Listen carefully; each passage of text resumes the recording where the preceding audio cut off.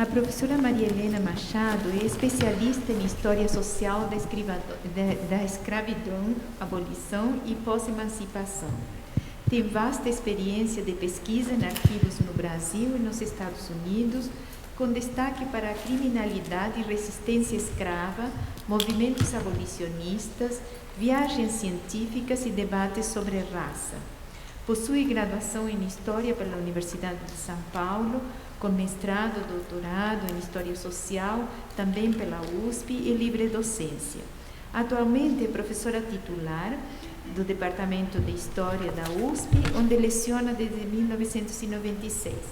Foi professora visitante na Universidade de Michigan e Visiting Fellow na Universidade de Harvard. É coordenadora do Convênio de Estudos Atlânticos, estabelecidos pela nossa Faculdade de Filosofia, Letras e Ciências Humanas, e a USP, e a Universidade de Vanderbilt, nos Estados Unidos. Entre suas publicações, destacam-se Brazil Through the Eyes of William James, Letters, Diaries and Drawings, published in 2006, Travels and Science in Brazil, Charles Darwin, Luis Agassiz and William James, revista, Harvard Review of Latin America, e em 2010, em colaboração com Sasha Huber, organizou o livro Traces of Luis Agassiz, Photography, Body and Science, Yesterday and Today, traduzido também para o português, Rastros e Raças de Luis Agassiz, Fotografia, Corpo e Ciência, Ontem e Hoje. Acompanhado de exposição fotográfica da coleção de Luis Agassiz no Brasil. Lançou também em 2010 a segunda edição revista do livro O Plano e o Pânico, Os Movimentos Sociais na Década da Abolição, pela USP. E o livro O Brasil no Olhar de William James, também pela USP. Foi editora coordenadora da revista de História do Departamento de Histórias da USP, é membro do conselho editorial de várias revistas, né? E atualmente desenvolve projetos sobre a Expedição Thayer, 1865-66, e sobre biografias de escravos libertos. Please join me to say hello. Thank you, Maria Helena, for being here. Então, boa tarde a todos. E eu já vou... Opa, está muito alto, né? Não, está ok? Eu já vou me desculpando por estar apresentando em português. E a segunda coisa que eu me desculpo num seminário tão interessante sobre o Roger Casement é que eu não sou exatamente uma especialista em Roger Casement, né? Eu cheguei a escrever um artigo a respeito do Roger Casement e do general Couto de Magalhães, numa trajetória de pesquisa que é, na verdade, muito longa, porque o que eu quero conversar aqui hoje é a respeito de diários e de como esses diários, podemos trabalhar com diários e com outros materiais pessoais, vis-à-vis com a obra dessas pessoas, os seus escritos mais públicos. E, por isso, eu vou falar sobre 3 personagens. Uma é, obviamente, o Roger Casement, o outro é o general Couto de Magalhães, que eu trabalhei com o diário dele, e, finalmente, com os papéis pessoais do William James, né? Tudo começou quando, na década de 90, olha, já faz muito tempo, eu encontrei o diário do Couto de Magalhães no Arquivo do Estado. Ele estava sem assinatura, era anônimo, eu precisei fazer uma pesquisa para localizar, e, ao lê-lo, eu tomei um susto, porque ele era um diário extremamente íntimo, né? Depois que eu consegui estabelecer de quem era, eu comecei a trabalhar como, dentro da história, poderíamos trabalhar com esse tipo de material, que retratava a sexualidade, sonhos, reflexões íntimas, né, vis-à-vis com a obra pública dessa pessoa, a sua atuação pública. No caso do Roger Casement, e foi aí que eu cheguei a ele, isso é um momento decisivo, né? Se tornou uma situação decisiva, no caso do Couto de Magalhães, não, e nem do William James, mas vamos lá, né? Essas 3 personagens também que eu trabalho, elas têm algo em comum, apesar das suas diferentes estaturas históricas, né? O Casement tem uma estatura histórica, uma importância, inclusive para nós, pela sua atuação na Amazônia, que nós ainda precisamos incorporar, né? Ninguém, assim, muito pouca gente trabalha com o Casement na sua atuação na Amazônia, a sua importância como um defensor dos direitos humanos indígenas, como uma pessoa que retratou a situação dos povos indígenas na região do Putumayo. Portanto, nós ainda temos um gap para ser preenchido com relação ao Roger Casement, e que a Laura vem trabalhando e vem colocando à disposição um material muito rico. Eu tenho certeza que vão começar a aparecer trabalhos sobre isso, inclusive sobre a passagem do Casement em Belém, em Manaus, que são extremamente importantes, né? E eu acho que não preciso introduzir o Casement, porque, enfim, né? Mas a questão do diário do Casement se torna fundamental num momento extremamente delicado da sua vida, né? E aí há toda a discussão a respeito dos Black Diaries, até que ponto eles foram construídos, até que ponto são originais e tal. E eu acho que essa é uma discussão que, hoje em dia, eu não sou especialista em Casement, mas me parece até um pouco, como eu digo, excessiva, porque hoje a questão da homossexualidade está muito melhor resolvida, ninguém está se preocupando tanto, né? E se tornou, inclusive, uma área de estudos, né? Quando eu comecei a escrever sobre o general Couto de Magalhães e seus sonhos homossexuais, porque o diário dele trazia uma série de sonhos homossexuais e de experiências homossexuais na década de 1990, isso era um negócio maluco. E eu fiquei muito preocupada em como uma historiadora como eu, que até aquele momento tinha trabalhado com revoltas de escravos, com movimentos sociais, ia encarar esse desafio, né? O Couto de Magalhães também tem para o Brasil tem uma dimensão, não do Casement como defensor dos direitos humanos, mas tem uma importância, e no século XIX, início do século XX, ele foi uma personagem muito importante na história do Brasil. Ele foi sucessivamente presidente das províncias de Goiás em 62, 63, do Pará em 64, 65, do Mato Grosso em 65, 67, depois foi presidente da província de São Paulo na República. Quer dizer, no momento da proclamação, né? Aí ele foi destituído. Ele também se tornou conhecido por sua ligação com o mundo das viagens, dos sertões, da navegação fluvial. Ele foi um dos primeiros pioneiros, junto com o Mauá, da fundação da navegação do Amazonas, primeira companhia de navegação do Amazonas. E ele desenvolveu também atividades intelectuais importantes, né? A publicação de suas narrativas de viagem, Viagem ao Araguaia, O Selvagem, foram livros importantíssimos no decorrer da segunda metade do XIX, no último quartel do século XIX. Ele tem uma visão, Couto de Magalhães expunha uma visão mais humanista com relação à inclusão dos índios, dos caboclos que ele falava, dos bugres em frentes de trabalho. Era uma inclusão, obviamente, autoritária, tutelada, mas ele propugnava uma inclusão no momento em que os massacres aos índios, as áreas de expansão estavam aumentando e o massacre dos povos indígenas era o mais comum. Então, ele também tem uma posição mais humanista do que a média, tá?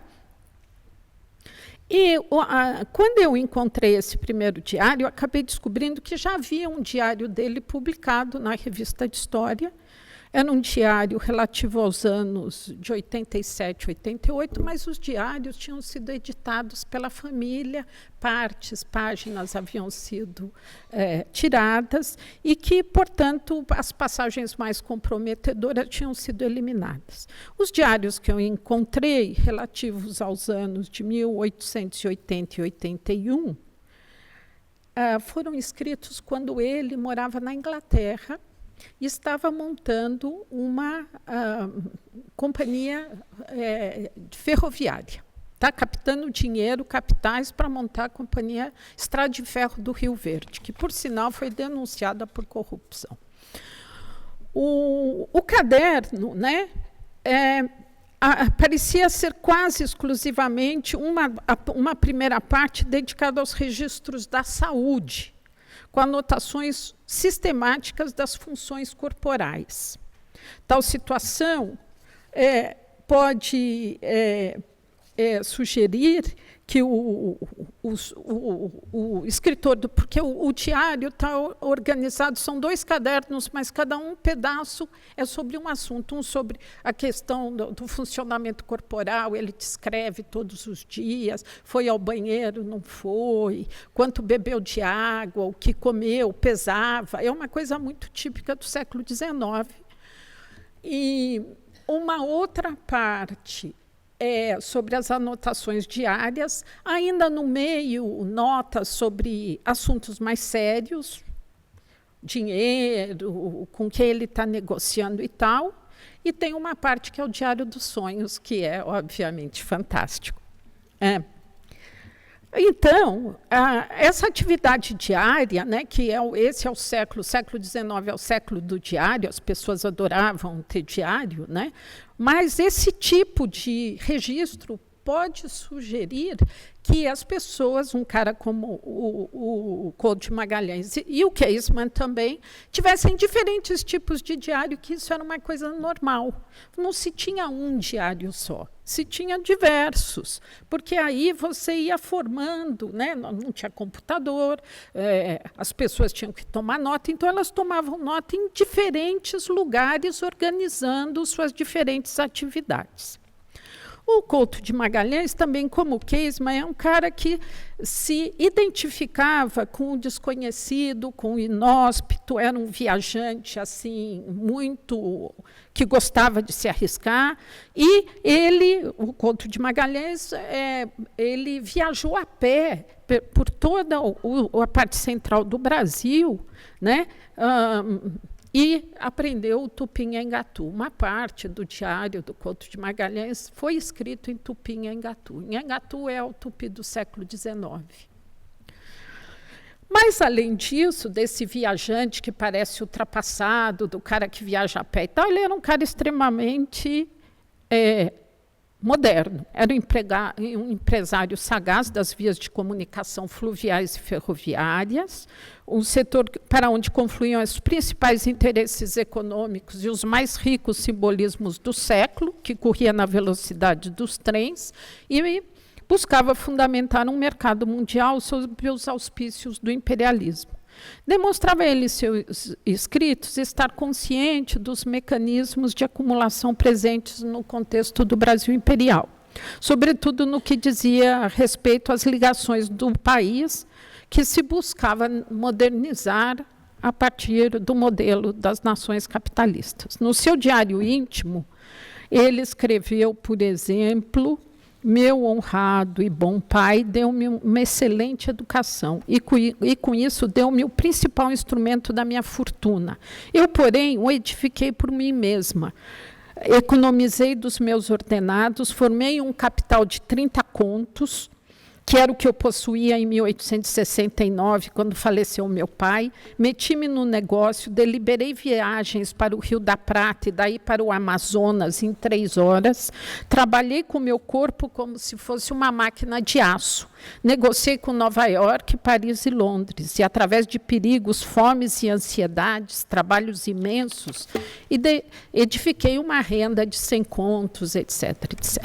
A passagem é sugestiva desta visão de self-made man do Couto de Magalhães. Ele também foi um escritor desde seus tempos de estudante na Faculdade de Direito de São Paulo, na década de 50, foi sócio do Instituto Histórico e Geográfico brasileiro, interlocutor do imperador e um dos mais influentes ideólogos do que fazer com os índios na região amazônica, no último quartel do século XIX no Brasil. Inclusive, né, ele tem um papel fundamental no que vem depois. Os próprios Vilas Boas reconhecem o trabalho do Couto de Magalhães como um dos primeiros pensadores humanistas do devassamento da Amazônia. E o Rondon também era um leitor constante do Couto de Magalhães. Bom, então... E ele, em suas anotações, você vê ele falando dessa liberdade da natureza, né?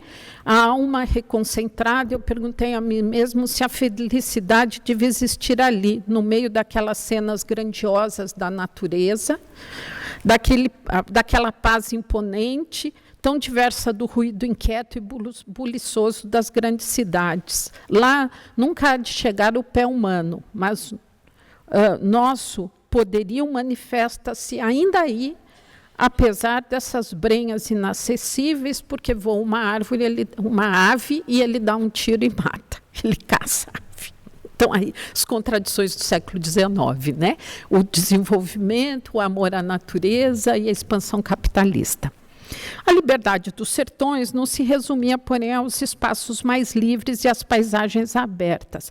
Ligava-se, sim, ao mundo masculino, que a gente vai ver também no Casement e que foi falado aqui, né?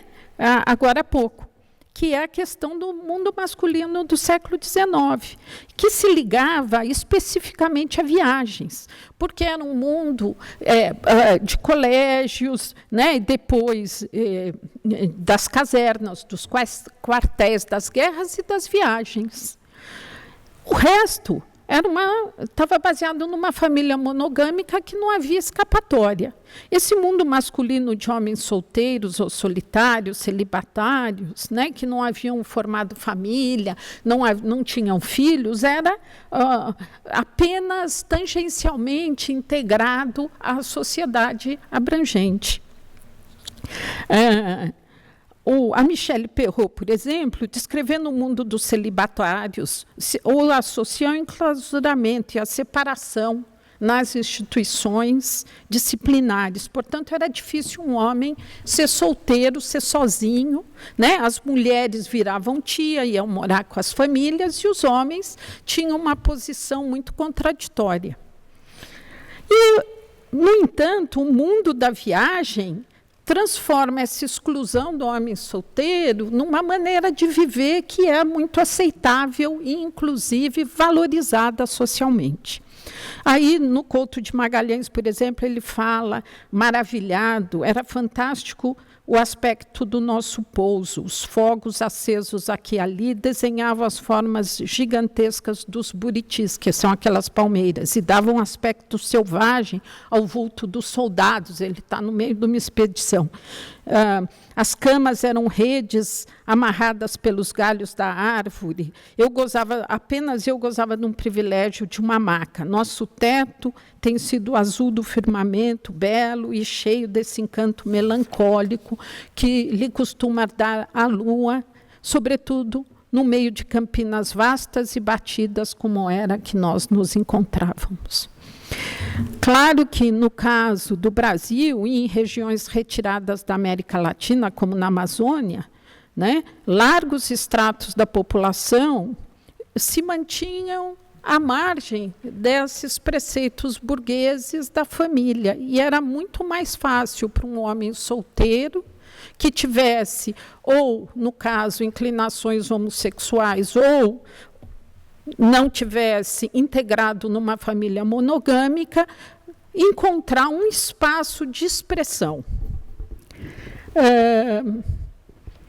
Né? As estratégias familiares de integração e aceitação, a parentela desses solitários era muito complexa e esses homens ficavam sempre numa situação à parte. Portanto, a viagem permite a quebra das barreiras e dos papéis sociais restritos. Ela remete a um espaço imaginário também, onde você pode imaginar a existência do diferente, da norma contrária àquelas vigentes na sociedade de origem do viajante. A natureza selvagem, endevassada, é um deserto, no sentido do século XIX, um vazio. Um espaço vazio que o explorador preenche com significados do seu próprio desejo. E a população que lá se encontra, que é sempre vista em simbiose com a natureza, ela também selvagem, misteriosa, livre, mas, sobretudo, vazia. Analisando a história de uma viagem ao Brasil, de Jean Delery, Michel Certeau mostra como a literatura de viagem construiu o selvagem como o corpo do prazer. Contraposto ao trabalho ocidental, com seu tempo e razão, o mundo tupi, para Jean Delery, surgia como puro lazer e prazer. A erotização do corpo e do universo do outro surge aqui como decorrência quase natural. Ela seria, nesse sentido, o retorno, entre aspas, tá?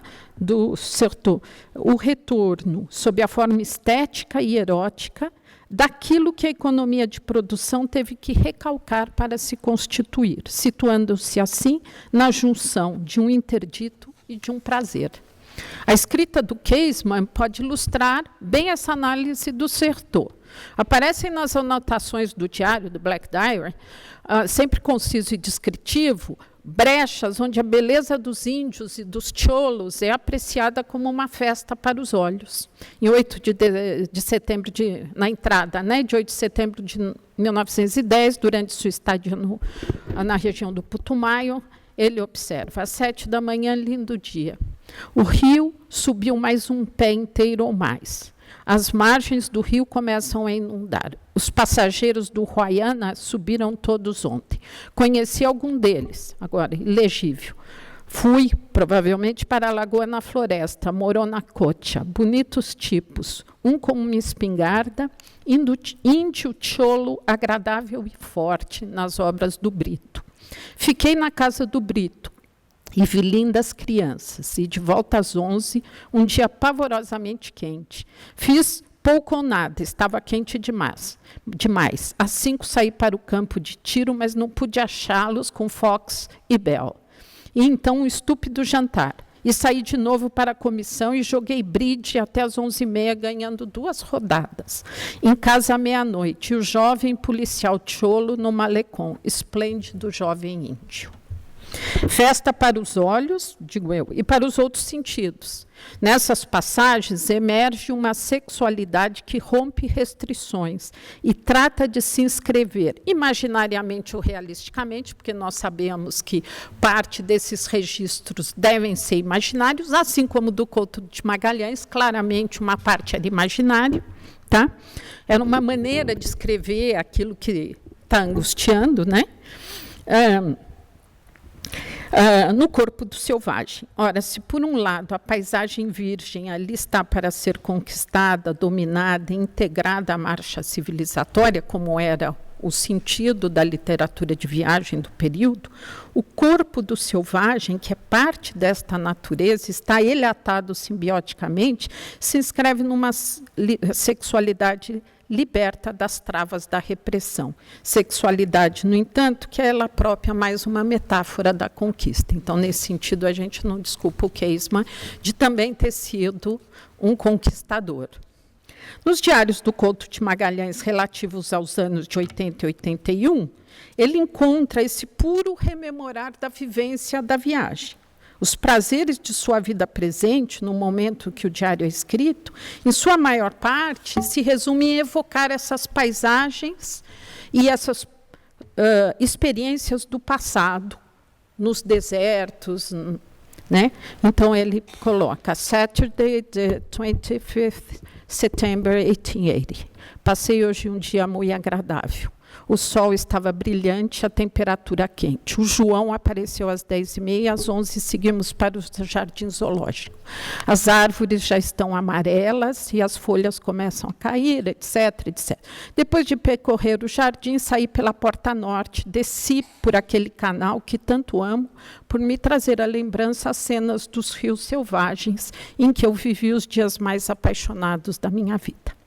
No entanto, na seção intitulada Diário de Sonhos, encontram-se os traços de uma sensualidade que também se compraz na rememoração dos prazeres da carne.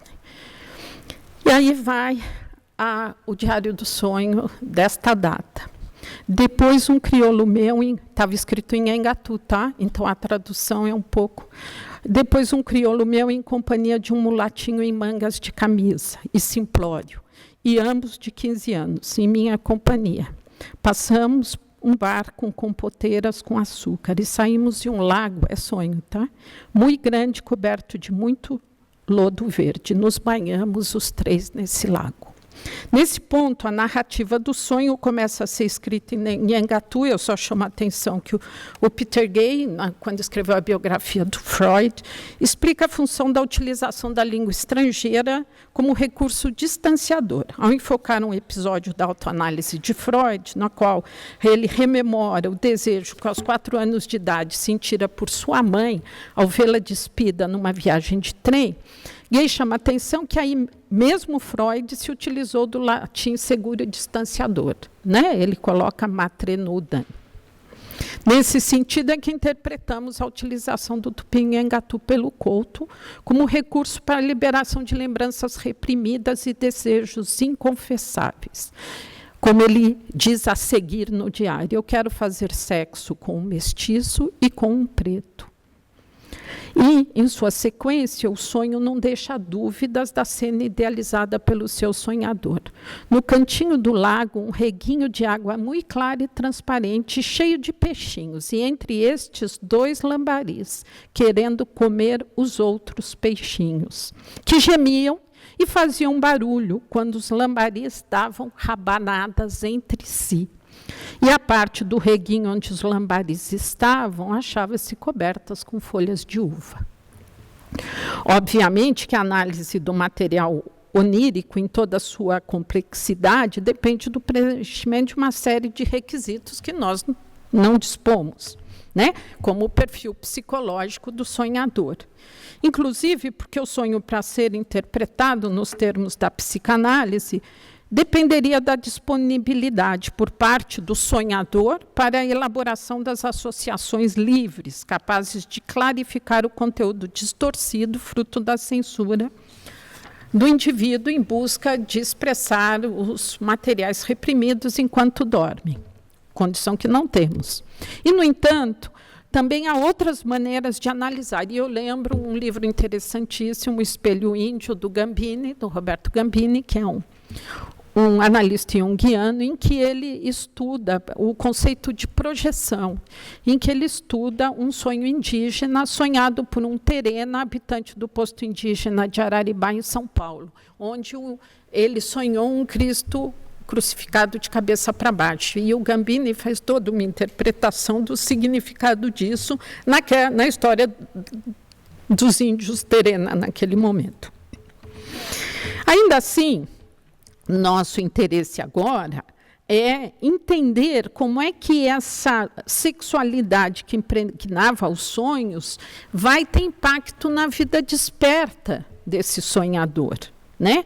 Ele, por exemplo, numa passagem que ele descreve o Rio das Garças e o das Mortes, que está no Selvagem, você encontra quase o sonho do reguinho, um pouco menos sexualizado, mas ele está lá. O ribeirão de água quente desce dependurado por uma lombada de terreno suave e vem por mais de uma légua em continuadas cascatas. o viajante, quando ele chega depois de uma marcha fatigante por um campo onde falta a sombra extenuada do sol e cansaço, sente inefável delícia ao ver aquelas águas azuladas, tão transparentes quanto o diamante, precipitando-se sobre pedras esverdeadas, povoadas de cardumes de peixes alvos que se livram nos rápidos, parecendo gozar naquelas águas puras o puro prazer de viver alegremente. Na paisagem do puro prazer, o selvagem e o mestiço, o curiboca, o tapanhunho, desempenham seus papéis. São eles apresentados igualmente como seres sensuais e livres, estabelecendo toda uma empatia por parte do Couto de Magalhães e do próprio Casement com esse modo de viver indígena e, em geral, de forma geral, das populações não brancas. Simpatia, compreensão que relativiza, embora não supere, os rígidos quadros explicativos do cientificismo, no momento que ambos estão escrevendo, expressando de forma notável uma visão mais otimista sobre os povos não brancos. Comentando a vida livre do selvagem, né? O Couto de Magalhães diz que esse viver errante, o correr dos campos, o contato com a natureza, né, que seriam insuportáveis para o branco, na verdade, são uma regalada existência para esses povos que são capazes, embora ele coloque na escala mais baixa da evolução, são povos bárbaros e tal, mas eles sabem quais são as fontes do prazer, eles desfrutam de felicidade e alegria e que tornam esta existência tão monástica uma fonte de grande prazer. A empatia que leva ele, o Couto, por exemplo, a uma reinterpretação abrandada do paradigma evolucionista.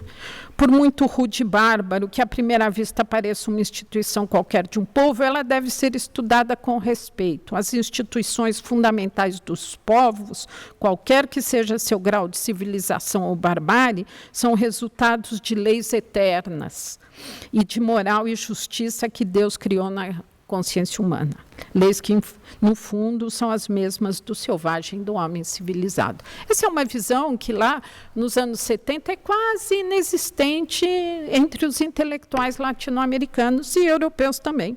Processo similar se detecta na trajetória do Casement, tendo se dedicado às viagens e às denúncias com as quais preenchia seus relatórios a respeito das condições a que eram submetidos negros e índios. Casement expressava seu encoberto conflito frente ao imperialismo inglês. A empatia com que viveu suas experiências na África e na América do Sul, sem dúvida, se reportam a seu homossexualismo disfarçado, seu segredo íntimo. Conflitos encobertos, uma sensualidade reprimida que se expressa numa tentativa de identificação com o outro, o negro, o índio, o irlandês submetido, que é ele próprio. Eu também trouxe, eu não sei se vocês estão muito cansados, eu deixo para lá, o diário do William James, que é um pouco diferente, mas que também expressa uma visão diferenciada na década de 60 desse jovem que ia ser o fundador da filosofia do pragmatismo, que tem um impacto imenso em tudo isso, em toda a pedagogia que até hoje nós fazemos, e que passou um ano no Brasil aos 23 anos. O William James não era homossexual, mas ele apresenta também uma reflexão sobre sua própria sexualidade e sensualidade no Brasil, mostrando como esse espaço da viagem é para esse homem vitoriano, reprimido, numa sociedade, nas suas sociedades maternas, é um momento de liberação. Essa liberação não é só sexual, é também uma liberação de sentimentos, de sensualidade, de uma educação dos sentidos em outra, né? Que muitos vão simplesmente reprimir por meio de uma visão tão pessimista, tão deletéria dos povos indígenas e dos africanos, que é impossível você levar em conta. Mas alguns, muito diferenciados, poucas personagens. Quando você lê os papéis íntimos, você vê que eles utilizaram essa experiência para uma vivência pessoal muito mais profunda, muito maior. E esse foi o caso do James. Eu vou resumir para não cansar muito, né? Ele teve 8 meses no Brasil, na expedição Thayer. A expedição Thayer foi uma expedição extremamente racista. O Agassiz era poligenista, foi um dos grandes, um dos mais importantes personagens intelectuais que concebeu a segregação pós-guerra civil nos Estados Unidos. Ele tem uma atuação fundamental na definição das primeiras políticas de separação mesmo, de segregação.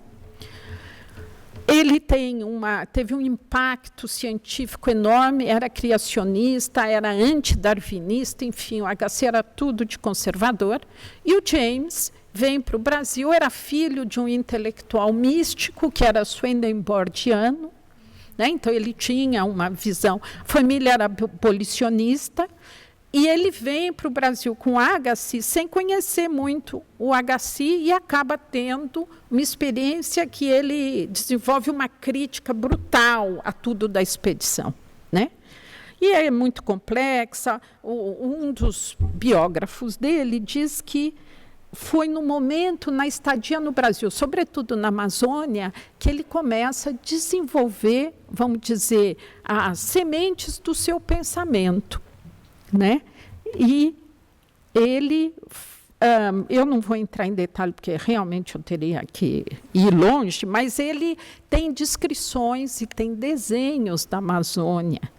E ele, em decorrência da observação do fluir dos caudalosos rios da bacia amazônica, da exuberante vegetação da floresta tropical, James teria pela primeira vez intuído a metáfora da água e seu fluxo como princípio psicológico. A passagem do James, que é utilizada pelo seu biógrafo Bjork para referendar essa análise, é rica em alusões àqueles que têm estudado o universo do James, a ideia do fluxo de pensamentos, em suas muitas interconexões, como aparece em The Stream of Thought, metáfora básica dos Principles of Psychology. Depois disto, aqui a passagem do James, foi decidido que íamos a uma praia que jazia oposta e passaríamos a primeira parte da noite. Eu suponho que a praia havia recentemente se conectado com a margem esquerda, mas a subida do rio já havia feito dela uma ilha e um canal largo entre esta e a margem. Fiz uma longa caminhada nela e não achei nem gaivotas nem ovos, mas sim 2 enormes árvores prateadas, as quais desceram o rio, haviam acabado com seus troncos cruzados entre si e seus galhos presos no fundo, que haviam ancorado a árvore. A descida do rio as havia deixado altas e ressecadas. Não exatamente ressecadas, porque uma poça funda havia sido escavada por baixo delas pela correnteza. Estava agora cheia de água verde, estagnada e coberta por minúsculas moscas. Nada pode ser mais simples. Quem me dera ser um grande pintor, porque há aqui grandes temas. O sonho do James era ter sido pintor, o pai dele frustrou essa vocação e ele sofreu o resto da vida por não ser um grande pintor. Nada pode ser mais simples. A praia nua, o oeste avermelhado, os troncos gigantes com suas copas tortas e raízes, a imensa correnteza em Torvelinho e, ao longe, a linha fina da floresta.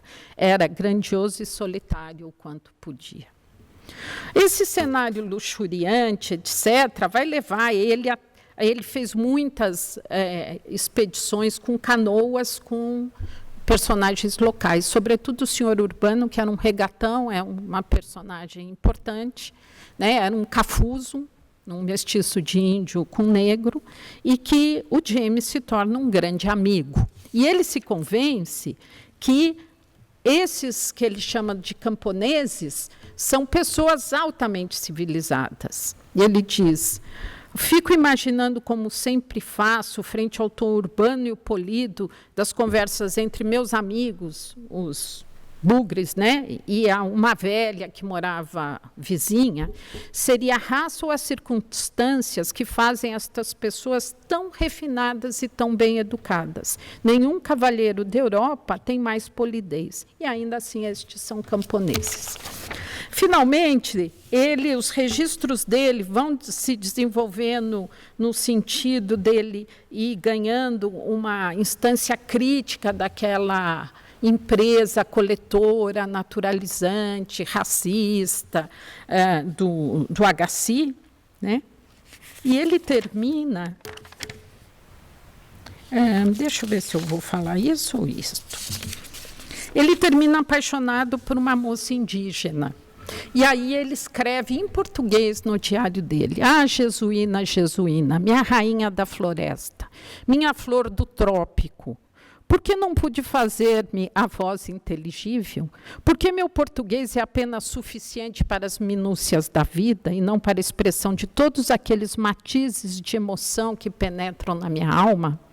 Depois de despender uma hora ao lado de Jesuína e fazer-me o mais eloquente, ela confessou a tal, que era um brasileiro, que não havia entendido absolutamente nada da minha conversa. Ela agora anda pela praia com seus longos cabelos soltos flutuando e eu lamentando esta perda. Eu vou ficar por aqui.